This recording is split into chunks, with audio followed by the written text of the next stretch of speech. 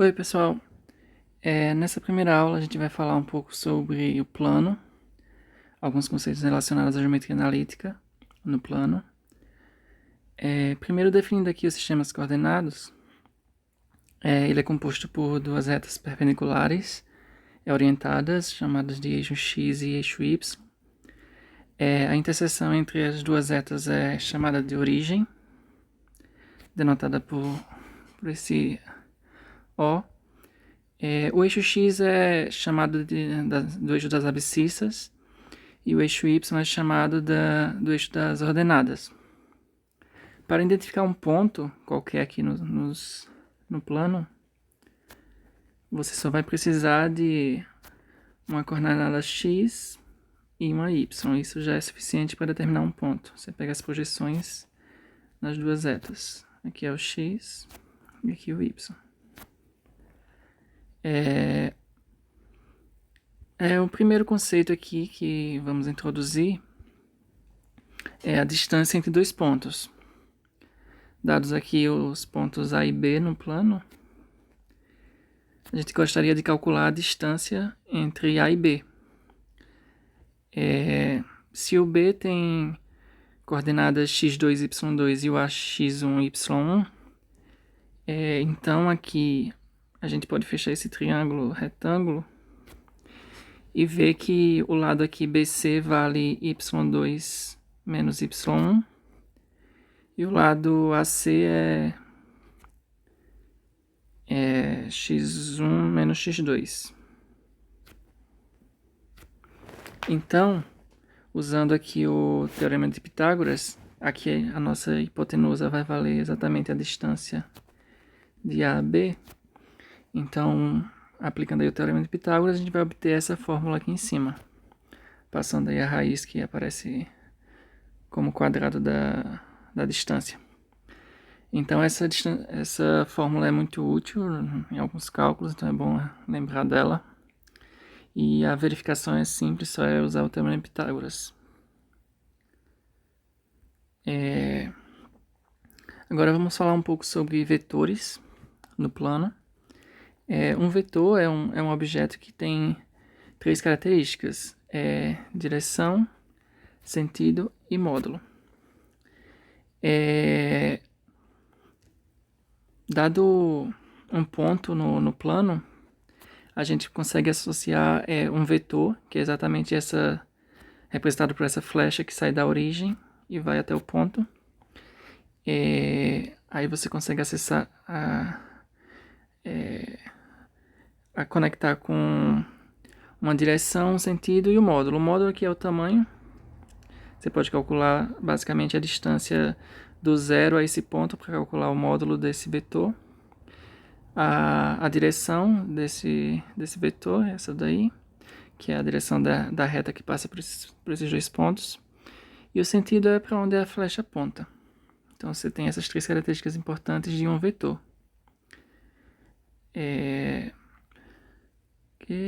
O ponto 0, 0, ele é chamado do vetor nulo. É um vetor específico aí em que ele não tem tamanho, né? O comprimento é zero. Não tem módulo, o módulo é zero. Ok. Outra forma de você conseguir um vetor a partir de dois pontos é você considerar o vetor que sai de um ponto e vai para o outro.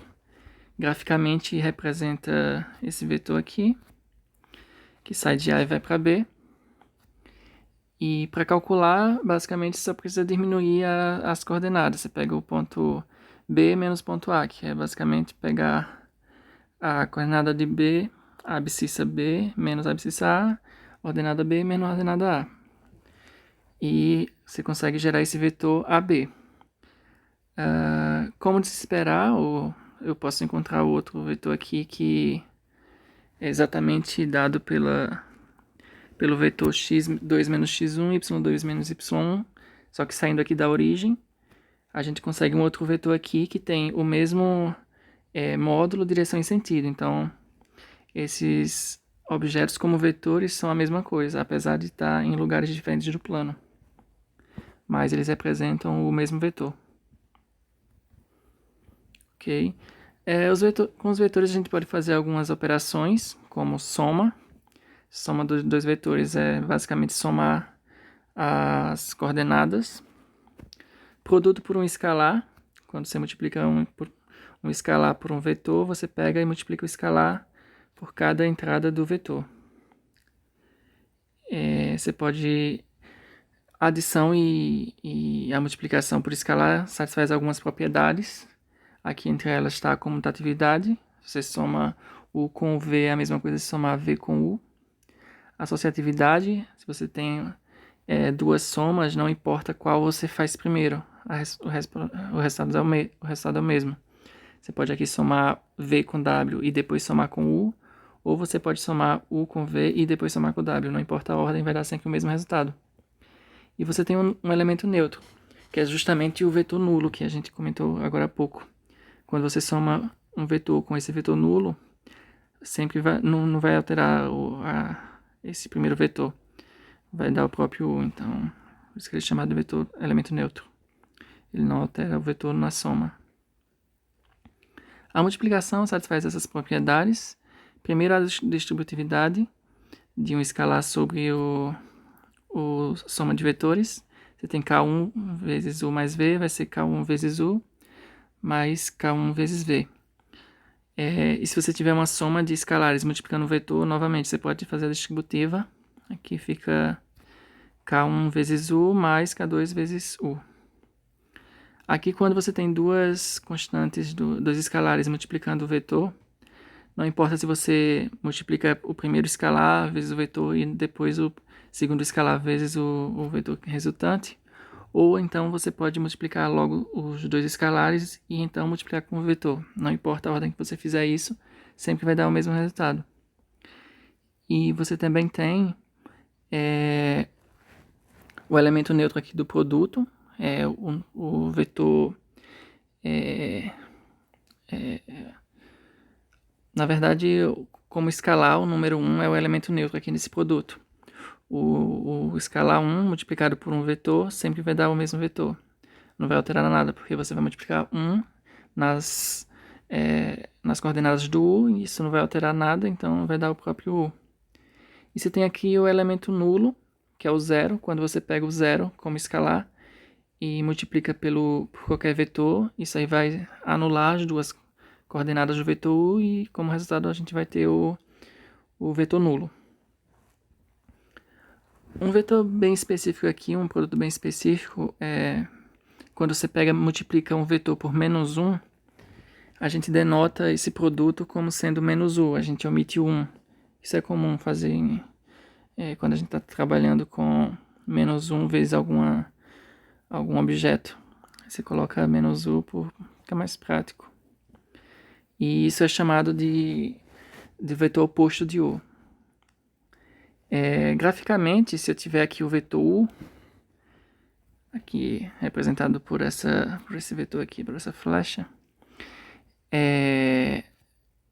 o vetor menos U, ele vai estar no sentido oposto, ele vai ter a mesma direção, o mesmo tamanho, ou seja, o mesmo módulo, só que o sentido é contrário, o sentido aqui está para baixo, e aqui está indo para cima, então os sentidos são contrários, mas tem mesmo módulo e mesma direção. Esse aqui está o comentário, não é? Quando eu pego e multiplico um vetor por uma constante, para saber qual vai ser o novo vetor, eu preciso saber do sinal dessa constante que eu estou multiplicando. Se a constante é positiva, o sentido se mantém, e quando a constante é negativa, o sentido é contrário. Aqui nessa figura da direita, está explicitado isso, né? Você tem aqui o vetor U, esse aqui é o primeiro. Quando eu multiplico por 2, aqui vai dobrar o tamanho, então vai ficar mais ou menos aqui. Se eu multiplicar por 3, vai triplicar o tamanho, então fica mais ou menos aqui. E se eu multiplicar por menos 1, ele vai alterar o sentido, mas vai manter o tamanho, então fica aqui embaixo. Da mesma forma, se eu multiplicar por menos 2, vai ficar aqui embaixo também, porque altera o sentido, e o dobro do tamanho. E assim sucessivamente. Então, o sinal da constante que eu multiplico vai alterar o sentido, e a quantidade da constante que eu multiplico vai alterar o tamanho. Nessa outra figura está representado o que acontece na soma de dois vetores. Se eu tenho aqui o vetor u e o vetor v, a soma de u com v, usando a regra do paralelogramo, que regra é essa? Você fecha aqui, você projeta o vetor v saindo aqui do final do vetor u. Então isso aqui basicamente é repetir o vetor v aqui em cima. E a soma do vetor u com o vetor v vai ser a flecha que inicia no vetor u e termina no fim do vetor v. Então o vetor u mais v é esse outro vetor aqui, que seria a diagonal do paralelogramo formado por u e v. Ok? Nessa primeira proposição, temos alguns outros resultados relativos a vetores. Se eu tenho um escalar multiplicando um vetor e esse produto dá zero, então necessariamente a constante tem que ser zero ou o próprio vetor tem que ser zero. Isso aí é herdado como propriedade dos números reais, que acontece isso nos números reais também. O módulo de um vetor, eu não falei, mas o módulo é representado por essas duas barrinhas, né? Antes e depois do vetor. Isso aqui chama módulo. O módulo do vetor u, ele é sempre número maior ou igual que zero. E se esse módulo der o número zero, então o vetor tem que ser o vetor nulo. Só o vetor nulo tem o módulo zero. E no item C a gente tem essa desigualdade triangular, chamada desigualdade triangular, muito importante na matemática, muito aplicada. Ela diz que a norma, o módulo da soma de dois vetores é sempre menor ou igual que a soma dos módulos de cada um deles separados. Graficamente, o que diz é que aqui a gente tem o vetor, a soma dos vetores, né? Ele diz que o tamanho dessa flecha, aqui da diagonal, é sempre menor ou igual que a soma de cada uma dessas flechas separadas. Isso é basicamente dizer que o menor caminho que você tem entre dois pontos aqui, ou seja, eu estou saindo desse ponto e chegando nesse último aqui em cima. O menor caminho é uma reta, né? Porque se eu pegar aqui os lados do triângulo, esse lado U mais o lado V, vai dar um caminho mais longo. Então, essa desigualdade triangular diz exatamente isso, que um lado é sempre menor ou igual que a soma dos outros dois lados no triângulo. Então isso aqui acontece com vetores, é exatamente isso que acontece. Nessa próxima sessão, na sessão 1.5, a gente vai falar algumas aplicações de vetores. Primeiro falar do vetor de deslocamento. A gente já havia falado de como formar esse vetor AB, né? Dado o ponto A dessa forma, B dessa forma. O vetor AB vai ser dado como... fazer aqui a conta B menos A, né? Você pega o ponto final menos o inicial. Fazem essa diferença, aqui vai dar x2 menos x1 e y2 menos y1. Esse vetor aí, ele é também chamado de vetor de deslocamento de uma partícula. Se eu tiver uma partícula aqui no plano andando, que sai de A e vai até B, aqui graficamente eu tenho essa partícula. Ela saiu de A aqui, fez essa curva e chegou até o vetor B, até o ponto B. O vetor que sai de A e vai até B, ele é chamado de vetor de deslocamento dessa curva. Agora, a gente vai falar sobre o vetor resultante, que aparece muito em física também, mais à frente vocês vão ver muito isso. Por isso a importância de estudar vetores. Eu tenho aqui uma força F1 de 3 newtons, uma força F2 de 5 newtons, representados aqui no plano cartesiano. A força aqui é F1, ela faz um ângulo aqui de 30 graus com o eixo X, e a força aqui é F2, de tamanho, na verdade está ao contrário, o F2 que tem 5. Você tem aqui o F2 e o F1. Estão representados aí no plano. Eu quero saber o resultante de F1 e F2. O resultante seria exatamente a soma das forças, a força resultante mesmo. Para calcular aqui, seria interessante a gente saber quem é esse ponto aqui e esse ponto aqui. Porque aí, quando a gente sabe as coordenadas das duas forças, a força resultante é só somar mesmo as coordenadas uma a uma. Então, só é somar mesmo os dois vetores, que a gente vai conseguir o vetor resultante. Então, basta a gente encontrar quem é o y2, x2, que são as coordenadas do vetor f1, e x1 e y1, que são as coordenadas do vetor f2. Mas observe que aqui a gente tem triângulos retângulos, não é? Então, a gente pode usar aquilo que a gente aprendeu em trigonometria. Se não aprendeu, vamos relembrar aqui agora. A gente sabe que o seno é o cateto, no triângulo retângulo, o seno é cateto oposto sobre hipotenusa. Neste primeiro triângulo aqui, do F2, vou colocar aqui 1 e 2. Então, nesse primeiro triângulo, o seno vai ser o cateto oposto sobre a hipotenusa. O cateto oposto aqui vai ser o y1 e a hipotenusa aqui é 5, então é y1 sobre 5. Isolando aí o y1, vai ficar 5 vezes o seno de 30. Seno de 30, é bom lembrar, se vocês não lembrarem, tenta pegar depois a tabelinha do seno e cosseno, que tem uma tabelinha bem fácil de lembrar esses senos aí, de 30, 45 e 60. Enfim, vai ficar 5 vezes o seno de 30, que é 1 meio, então isso vai dar 5 meios. Agora com o cosseno de 30 vai ser o cateto adjacente sobre a hipotenusa. O cateto adjacente aqui, no nosso caso, do 30, é o x1. E a hipotenusa é 5, então fica x1 sobre 5. Então, o nosso x1, passando aqui multiplicando 5, vai ficar 5 vezes cosseno de 30. O cosseno de 30 é raiz de 3 sobre 2, então o x1 vai ser 5 raiz de 3 sobre 2. Agora no nosso outro triângulo, aqui o ângulo é 45, e o cateto adjacente é x2 e o oposto é y2. A hipotenusa é 3, fazendo as contas análogas a que a gente fez no primeiro triângulo, a gente encontra aqui que o y2 é 3 raiz de 2 sobre 2 e o x2 é 3 raiz de 2 sobre 2. Lembrando que o seno de 45 e o cosseno de 45 são iguais a raiz de 2 sobre 2. Os dois são iguais a raiz de 2 sobre 2. Então, escrevendo aqui agora os vetores f1 e f2, com isso, que o f1 vai ser o x1 e y1, né, que é 5 raiz de 3 sobre 2 e 5 sobre 2, e o f2 é menos 3 raiz de 2 sobre 2 e 3 raiz de 2 sobre 2. Por que essa primeira coordenada é negativa? Lembra aqui que o f2 ele está aqui no segundo quadrante.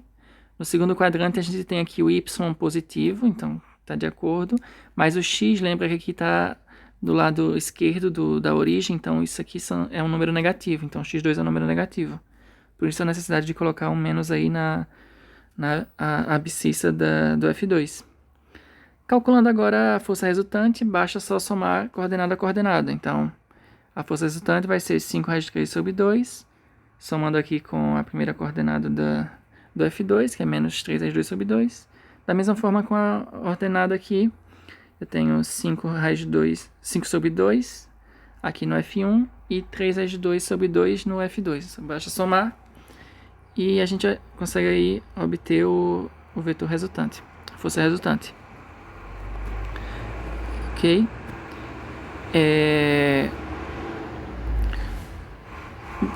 De forma geral, a gente pode aí generalizar o que a gente calculou. Nesse exemplo, se a gente tem aqui um vetor V que faz um ângulo θ com o eixo X, a gente pode fechar aqui o triângulo retângulo, né? E calcular. Seno de θ é o cateto oposto, que é exatamente isso aqui, vale o Y, né? Sobre a hipotenusa, que vale aqui o módulo de V. Então, isolando aí o Y, a gente encontra essa primeira fórmula. Fazendo a mesma coisa, só que com o cosseno de θ, que é o cateto adjacente sobre a hipotenusa, a gente encontra essa outra fórmula.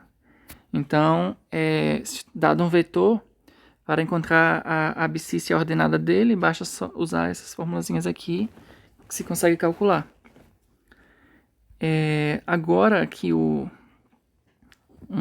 aplicação aqui, o ponto médio de um vetor. Na verdade, o ponto médio no segmento que liga um ponto A a um ponto B. O ponto médio entre dois pontos é exatamente o ponto que está à mesma distância de A e B, ou seja, o ponto que está no meio mesmo. Ponto médio, o nome já diz. É o ponto em que AM, o comprimento de AM, é o mesmo que o comprimento de MB. Você tem aqui o A, o B, então o M deveria ser um ponto que está aqui bem no meio, entre esses dois pontos. Para calcular as coordenadas desse ponto M, basta fazer a média aritmética das ordenadas e das abscissas dos pontos A e B. Então, para calcular é só somar e dividir por 2. Um outro conceito importante, chamado vetor unitário, é um vetor que tem módulo 1, como o nome já diz. Então, um vetor com essa característica é chamado vetor unitário. Um primeiro exemplo aqui de vetor unitário é esse V, raiz de 2 sobre 2, raiz de 2 sobre 2. Para verificar que ele é unitário, a gente calcula aqui a norma dele, né? A norma vai ser a raiz de raiz de 2 sobre 2 ao quadrado mais raiz de 2 sobre 2 ao quadrado. Isso aqui resolvendo, raiz de 2 ao quadrado vai dar 2, 2 ao quadrado 4, mais, da mesma forma aqui, 2 quartos. Aí vai ficar raiz de 2 quartos com 2 quartos dá 4 quartos, que é a mesma coisa que 1. Raiz de 1 dá 1. Então, a norma de o módulo de V deu 1, então o V é unitário. No caso geral, se eu tenho um vetor V aqui, eu posso transformar ele em um vetor unitário. Transformar no sentido de que eu posso encontrar um vetor unitário que tem a mesma direção e sentido do vetor V. Basta pegar esse vetor V e dividir ele pela sua norma, pelo seu módulo. Então, quando eu falo norma, o módulo é a mesma coisa, tá, gente? Então, ora eu vou usar norma, ora eu vou usar módulo. Ok. Então, esse novo vetor, V sobre módulo de V, ele é unitário. Verificando aqui, calculando o módulo dele, o módulo desse V sobre módulo de V, a gente pode tirar esse módulo de V de dentro do módulo, então vai ficar aqui fora. E aqui só o V de cima que vai ficar dentro do módulo. Então vai ficar módulo de V sobre módulo de V. Isso aí, dividindo uma coisa por uma coisa igual, vai dar 1. Então, de fato, V sobre módulo de V tem norma 1. Então, aí está uma receita para você conseguir encontrar um vetor unitário. Dado um vetor qualquer, você pode dividir pelo seu módulo e encontra um novo vetor que tem módulo 1. Agora vamos falar aqui de produto escalar, um conceito novo aqui. E ângulo entre vetores. Primeiro, definindo aqui o produto escalar de dois vetores, você tem o vetor aqui U e o vetor V. O produto escalar de U com V é dado por definição como sendo essa expressão aqui, que é basicamente você multiplicar abscissa com abscissa, ou seja, x1 vezes x2, e somar com o produto da ordenada vezes ordenada, ou seja, y1 vezes y2. Então, o produto escalar é nada mais que isso. Um exemplo aqui, se eu tenho U como sendo 2 e 1 e V 3 e menos 5, U escalar V vai ser exatamente igual a 2 vezes 3 mais 1 vezes menos 5. Isso aí vai ficar igual a 5 e esse outro, desculpa, 2 vezes 3, 6 e 1 vezes menos 5, menos 5, então esse produto aí vai dar 1. Então o produto escalar de U por V é 1. Aqui tem algumas propriedades do produto escalar. Se eu faço o produto escalar de U com ele mesmo, isso vai dar o módulo de U ao quadrado. Se eu fizer o produto escalar de U com V, é a mesma coisa que eu fazer de V com U, ou seja, independe da ordem que eu faço o produto escalar. Se eu faço o produto escalar aqui por uma soma, eu posso fazer a distributiva, ou seja, vai ser U escalar com V mais U escalar com W. E se eu tenho um escalar multiplicando um vetor, não importa em que ordem eu posso multiplicar ou escalar pelo vetor, sempre vai dar o mesmo número. Eu posso multiplicar aqui no U, eu posso multiplicar no V, ou eu posso multiplicar no resultado de U escalar com V, ou seja, não importa onde o K vai estar, sempre vai dar o mesmo resultado.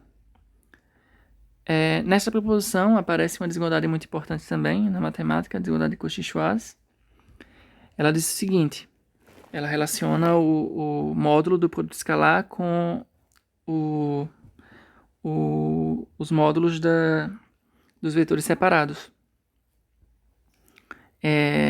A fórmula é a seguinte: você tem o módulo de U com escalar com V, se calcular o módulo desse número, ele sempre vai ser menor ou igual que o módulo de U vezes o módulo de V. Então, essa é uma fórmula que relaciona essas duas grandezas. Ok? Certo. Agora, a gente vai estudar sobre o ângulo entre dois vetores. Você tem o vetor U e o vetor V. A gente consegue mostrar que se θ é o ângulo entre esses dois vetores, então o cosseno desse ângulo vai ser exatamente igual ao produto interno dos dois vetores, U com V, dividido pelo produto de suas normas. Então, para saber o ângulo entre esses dois vetores, basta fazer essa conta aí e achar o cosseno desse ângulo. E a partir do cosseno você acha o ângulo. Aqui no nosso primeiro exemplo, eu quero calcular o ângulo entre esses dois vetores aqui, 0 e 2 e 3 e 3. Usando aqui a fórmula, a gente sabe que o cosseno de θ é igual a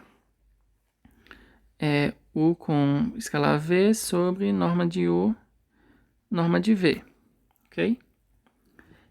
Fazendo aqui o produto escalar, colocando no numerador, o produto escalar vai ser 0 vezes 3 mais 2 vezes 3. E o módulo de U a gente pode fazer aqui separado, é raiz 0 ao quadrado mais 2 ao quadrado. Isso dá raiz de 4, que é igual a 2. E o módulo de V é raiz 3 ao quadrado mais 3 ao quadrado, que dá raiz de 18, que isso aí é a mesma coisa que 3 raiz de 2. Então a gente coloca aqui 3 raiz de 2. Resolvendo isso daí, vai ficar 6 sobre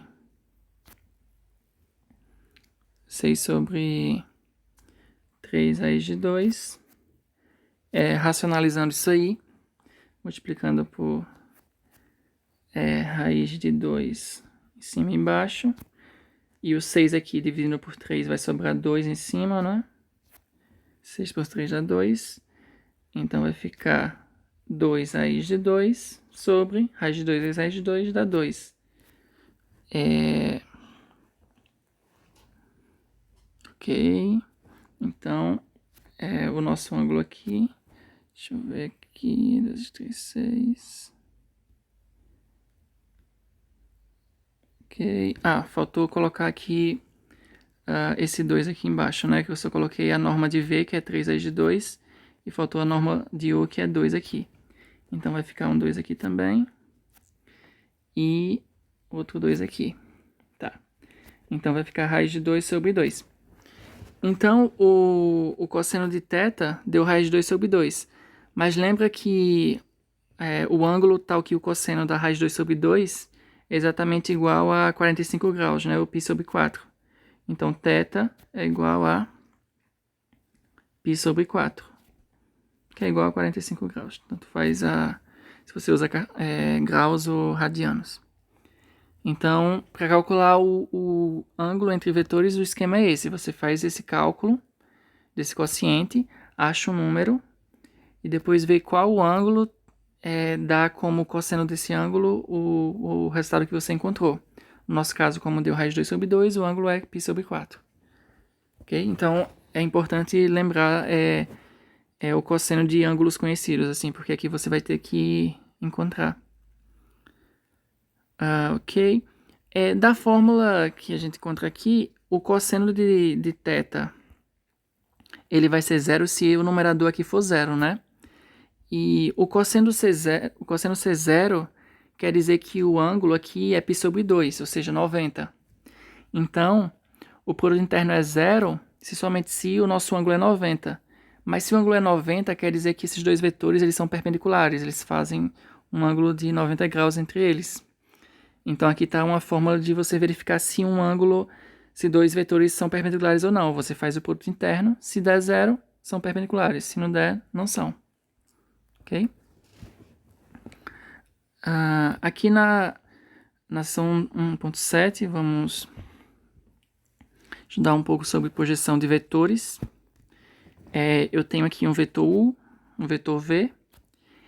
A projeção de U sobre V vai ser exatamente você pegar aqui o fim do vetor U e projetar ortogonalmente, assim, de forma perpendicular, no vetor V. Aí você pega esse ponto aqui, chama de P. Esse vetor OP, ele é chamado de projeção ortogonal de U sobre V. A gente vai agora aprender a calcular ele. OP, observe que OP ele tem a mesma direção de V, então ele é um múltiplo de V. Mas aí, então eu posso colocar OP como sendo uma constante vezes o vetor V. Essa constante a gente pode mostrar que essa daqui, o módulo de OP sobre o módulo de V. Calculando o cosseno do ângulo θ aqui eu não coloquei, mas aqui esse ângulo entre eles. Como eu tenho aqui um triângulo retângulo, vai ser o cosseno cateto adjacente sobre hipotenusa, né? Então aqui o cosseno cateto adjacente vai ser a norma de OP e a hipotenusa é a norma de U. Então daqui a gente tira aqui a norma de OP, vai ser a norma de U vezes o cosseno. Aí substituindo isso que a gente encontrou nessa primeira fórmula, a gente vai obter que OP vai ser esse produto aqui, né? Colocando no lugar do OP essa outra expressão que a gente encontrou. Certo? Aí aqui vai dar para...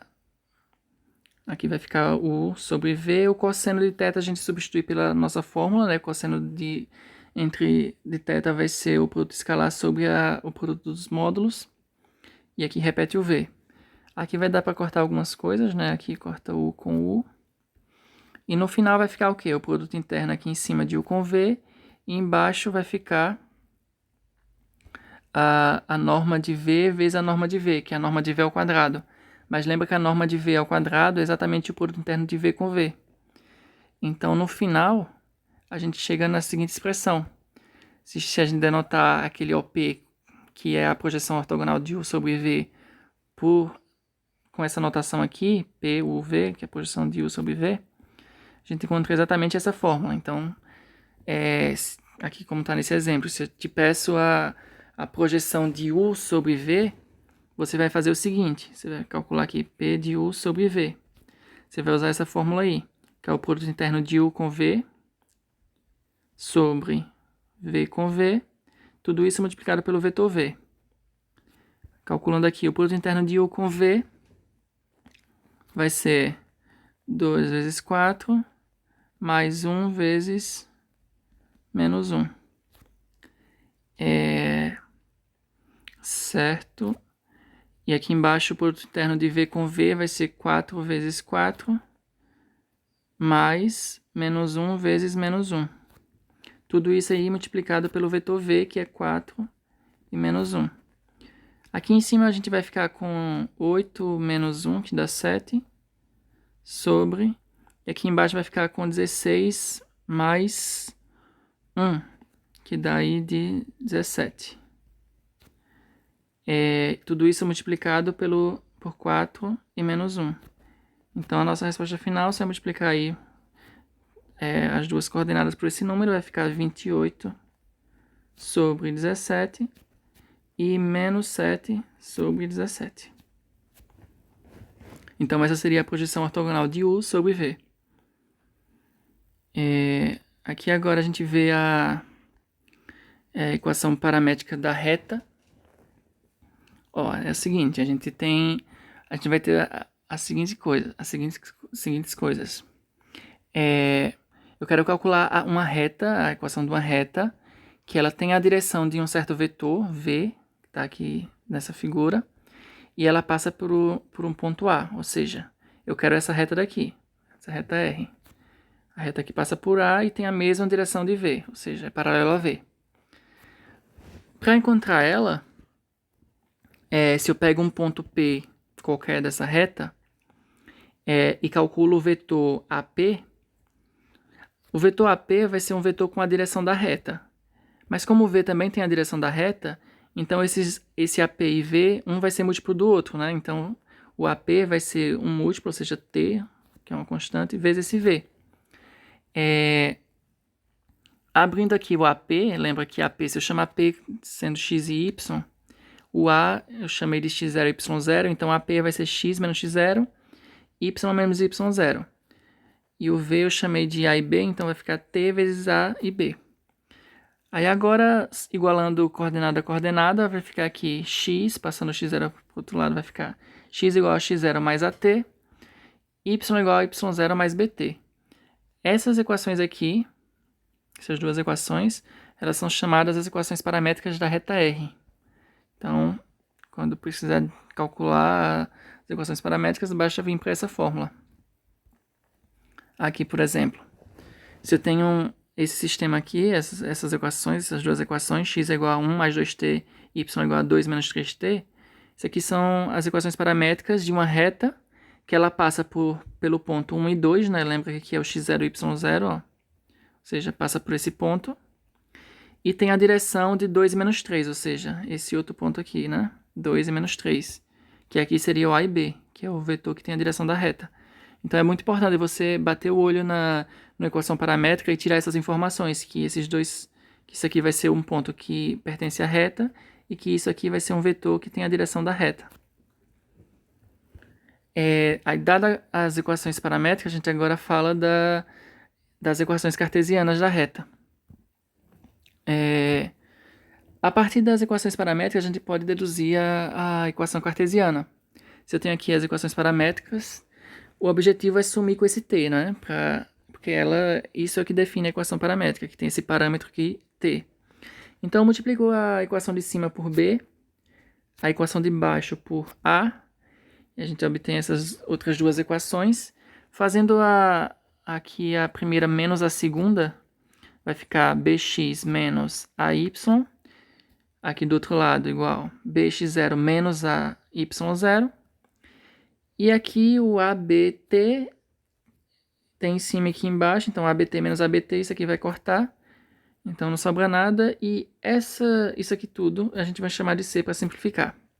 Então, escrevendo aqui bx menos AY vai ser igual a isso tudo aí que a gente chamou de C, porque é uma constante. Isso daqui é chamado da equação cartesiana da reta, que a gente eliminou o parâmetro. Ok? Pronto. A partir dessa equação, a gente pode isolar aqui o x, o y, desculpa. A gente pode isolar o y passando o a dividindo, claro, se o a for diferente de zero, e encontrar essa outra reta. Essa outra reta, a gente às vezes é chamada de forma reduzida da equação cartesiana. Observe que esse m ele tem uma interpretação importante. Esse m aqui, se você calcular aqui a tangente desse θ, que é o ângulo que o vetor direção da reta faz com o eixo x, a tangente aqui vai ser o cateto oposto, que é B, sobre o cateto adjacente, que é A. Ou seja, a tangente desse ângulo é B sobre A. Mas observe que aqui que a gente toma o B sobre A como sendo esse M. Então, na equação reduzida da reta, o número que aparece multiplicando o x é exatamente igual à tangente do ângulo entre o vetor, direção da reta, e o eixo x. Então, isso é uma boa informação que a equação reduzida nos dá. E esse K também tem uma informação. Essa reta, ela toca o eixo y no ponto 0K. Ou seja, K é a ordenada do ponto que corta o eixo y. Isso é uma informação importante também. Ok. Se a gente considerar o vetor um vetor M é, lembrando que M é B sobre A, colocando aqui o 1 sobre A em evidência, aqui dentro vai ficar A e B, ou seja, esse vetor 1M, ele é um múltiplo do vetor AB, mas lembra que o vetor AB tem a direção da reta. Então, dado uma equação reduzida da reta, se eu considerar o vetor 1M, esse vetor vai ter a direção da reta. Então, outra informação importante, a partir da equação reduzida da reta, ou seja, desta equação aqui, se a gente considerar o vetor 1 e M, esse vetor vai ter a direção desta reta. Então, é outra informação boa aí que você pode tirar da equação reduzida da reta. Aqui nesse exemplo, a gente quer calcular as equações paramétricas e cartesianas da reta definida por esses dois pontos. Primeiramente, a gente quer calcular a equação paramétrica, certo? Ok, para a equação paramétrica a gente precisa de um ponto, já está aqui um ponto, né? A gente vai considerar o A como sendo 1 e 5. Aqui para a reta R, a gente já tem um ponto, falta um vetor, né? O vetor a gente vai considerar como sendo, já que tem dois pontos, a gente vai considerar a diferença entre eles, né? Que isso vai dar o vetor resultante que sai de um e vai para o outro. Então, vou considerar aqui 2 menos 1, 7 menos 5. Isso vai ser um vetor que tem a direção da reta, o vetor que sai de um ponto e vai para o outro. Então, vai ficar aí 2 menos 1 é 1, 7 menos 5, 2. Pronto, aí a gente já tem um ponto e um vetor. Então, usando a formulazinha das equações paramétricas, o x vai ser o x do ponto, que é 1, mais o x do vetor, que é 1 vezes t. Então, vai ficar t aqui. E o y vai ser o y do ponto, que é 5, mais o y do vetor, que é 2 vezes t. Então, aqui está já as equações paramétricas da reta. Para encontrar a equação cartesiana, a gente tem que eliminar esse t, né? Então, basta você isolar ele na primeira equação. Vai ficar t igual a x menos 1, né? Passando um para o outro lado. E coloca o valor desse t na outra equação. Vai ficar y igual a 5 mais 2 vezes, aí no lugar do t, coloca x menos 1. Aí isso aqui vai ficar y igual a 5 mais 2x menos 2. Você aplica aqui, vai ficar y igual a 2x mais 3. Essa daqui vai ser a equação cartesiana e aqui é a equação paramétrica. É sempre assim que a gente vai conseguir encontrar essas duas equações. Tem uma outra forma de você escrever a equação cartesiana. Você coloca tudo para o primeiro membro. Então, aqui colocando esse Azão como sendo o cara que está multiplicando x, ou seja, o B. Colocando o Bzão como sendo o cara que está multiplicando o y, que é o menos A. E esse Czão como sendo o cara que está sozinho, que aqui é o menos Czinho, né? Já que ele vem para o primeiro membro. Então, quando ela está nessa fórmula, a gente consegue encontrar facilmente aqui um vetor que é perpendicular à reta. Ou seja, o produto interno dá zero. Porque se eu fizer o produto interno aqui desse A e B, que é um vetor, com o vetor direção da reta, lembra que o vetor direção da reta é A e B, Azinho, Bzinho, aqui minúsculo. Esse produto interno, o valor do A é o B, tá aqui. E o valor do Bzão é o menos Azinho, tá aqui. Então, fazendo aqui o produto interno, B com A vai dar B, menos A com B dá menos AB. Então, isso aí vai dar zero. Ou seja, os caras que estão multiplicando x e y aqui nessa equação cartesiana, quando você coloca tudo no primeiro membro, se você considerar o vetor formado pelos caras que multiplicam x e y, esse vetor ele vai ser perpendicular ao vetor diretor da reta, aqui que é o AB. Então, essa é uma outra informação importante. Agora, para a gente calcular ângulos entre retas, basta calcular os vetores diretores das retas, certo? Porque se eu tenho aqui duas retas, sei lá, R e S, aqui é a reta R e aqui é a reta S. Se eu pegar aqui um vetor que tem a direção da reta R, a reta S, e um outro vetor que tem a direção da reta R, sei lá, U e V, Se eu calcular o ângulo aqui θ entre esses dois vetores, vai ser exatamente o mesmo ângulo entre as duas retas. Então, basta pegar um vetor na reta S e um vetor na reta V e calcular o ângulo entre esses dois vetores. Ok? Certo. Aí tem aqui a primeira reta, y igual a x menos 2, e a segunda reta é y igual a menos x mais 4. Lembrando que se eu considerar o vetor 1 e mr, esse vetor tem a direção da reta r, ou seja, é 1 e mr aqui é 1, né? Então aqui é 1 e 1. E esse outro vetor 1ms vai ter a direção da reta s, que é exatamente 1 e menos 1. Se eu quero calcular o ângulo entre as retas r e s, basta calcular o ângulo entre esses dois vetores. Calculando aqui, usando a fórmula para o ângulo entre dois vetores, cosseno de θ vai ser o produto escalar de 1 e 1 com 1 e menos 1 sobre a norma de 1 e 1 vezes a norma de 1 e menos 1. Aí calculando aqui vai ficar 1 menos 1 em cima sobre, aqui embaixo vai ficar raiz de 2 vezes raiz de 2. Fazendo essa conta aí. Como 1 menos 1 vai dar 0, 0 dividido por esse número vai dar 0. Então aqui o resultado dá 0. Se o cosseno de um ângulo dá 0, quer dizer que esse ângulo ele é igual a π sobre 2. Então o ângulo entre essas duas retas vai ser π sobre 2. Agora, outra formulazinha aqui que é bom a gente lembrar. A distância de um ponto a uma reta. Eu tenho aqui esquematizado. Eu tenho essa reta R.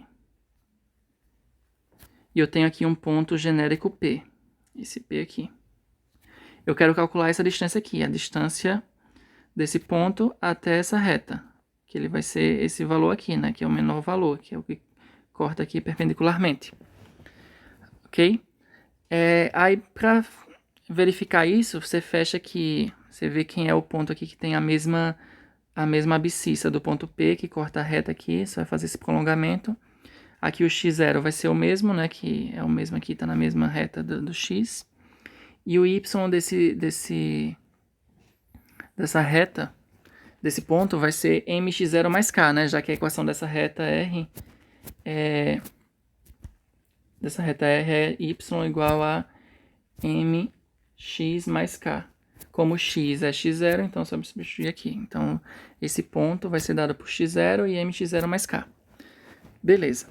Se eu considerar esse ângulo aqui como sendo θ, observe que esse ângulo θ vai estar aqui também. Que esses dois triângulos eles são semelhantes. Então, vocês podem verificar que eles são semelhantes, têm os mesmos ângulos. Então, pela razão de semelhança, a gente consegue aqui que esse D está relacionado com esse valor aqui, com esse lado. Então, D sobre 1 vai ser esse valor sobre a hipotenusa. A hipotenusa aqui só é usar o teorema de Pitágoras se eu tenho que esse lado vale m e esse lado vale 1. Então, a hipotenusa vai ser a raiz de 1 mais m ao quadrado. Então, substituindo aqui, lembrando que esse tamanho aqui vai ser só diminuir o y, né? Vai ser o y0 menos essa quantidade. Então, vai ficar quantidade menos y0, como está em módulo, não importa a ordem, sobre a hipotenusa desse, que é raiz de 1 mais m ao quadrado. Então, aqui a gente conclui essa outra formulazinha importante. A distância de um ponto a uma reta vai ser exatamente igual a avaliar o ponto na reta e diminuir. Na verdade, a reta está dessa forma. Y igual a mx mais k. Então, é meio que você passa todo mundo para o primeiro membro. Isso fica menos mx menos k igual a 0. Você avalia isso daqui no seu ponto que você tem, x0, y0, coloca aqui no numerador em módulo, e no denominador vai ser 1 mais m ao quadrado. Então, só é lembrar dessa fórmula que você consegue calcular a distância de um ponto a uma reta. A essa reta em específico. Para finalizar essa aula, a gente vai falar aqui sobre a equação da circunferência. Tenho aqui uma circunferência, aqui o ângulo eu vou chamar de t. Aqui eu tenho um ponto genérico x e y na circunferência. Se esse centro aqui vale x0 e y0, se eu andar aqui para o lado, o meu y não vai mudar, mas o meu x eu somo r, porque eu estou dizendo aqui que essa quantidade aqui vale r. Essa também. Então, o meu a vai valer isso, e o meu b, aqui como eu estou andando para cima, só vai alterar o y, soma com r, e o x fica inalterado. Então, usando a fórmula do ângulo entre dois vetores, esses dois vetores mais especificamente, a gente consegue essa seguinte expressão. Substituindo os valores, a gente vai encontrar esta equação aqui. Fazendo a mesma coisa, só que com esse ângulo aqui, o outro ângulo que sobra, que é π sobre 2 menos t, que é o complemento, a gente encontra essa outra equação aqui. Juntando essas duas equações, a gente tem esse sistema aqui de equações, essas duas equações, e estas duas equações elas são chamadas de equações paramétricas da circunferência. Elas definem a circunferência quando você varia esse t. Certo? A partir dessas equações paramétricas, você pode encontrar a equação cartesiana, como a gente fez com a reta também. A gente pega aqui e passa o x0 para o primeiro membro, em ambos os casos, e eleva ao quadrado nos dois lados. Então, fica aqui x menos x0 ao quadrado igual a r ao quadrado cosseno ao quadrado de t. Da mesma forma, y menos y0 ao quadrado igual a r ao quadrado seno ao quadrado de t. E agora a gente soma essas duas expressões. A gente vai ficar aqui com x menos x0 ao quadrado mais y menos y0 ao quadrado igual a r ao quadrado vezes essa soma aqui, que é cosseno ao quadrado de t mais seno ao quadrado de t. Mas lembra lá que essa soma aqui ela é sempre igual a 1. Identidade fundamental aí da trigonometria. Então, isso aí vai dar igual a r ao quadrado. Então, a gente consegue chegar nesta equação aqui, que ela é chamada equação cartesiana da circunferência. Então, a gente tem aqui a equação paramétrica e a gente tem aqui a equação cartesiana da circunferência. E isso finaliza o nosso estudo no plano. Na próxima aula a gente vai fazer um estudo agora desses conceitos no espaço.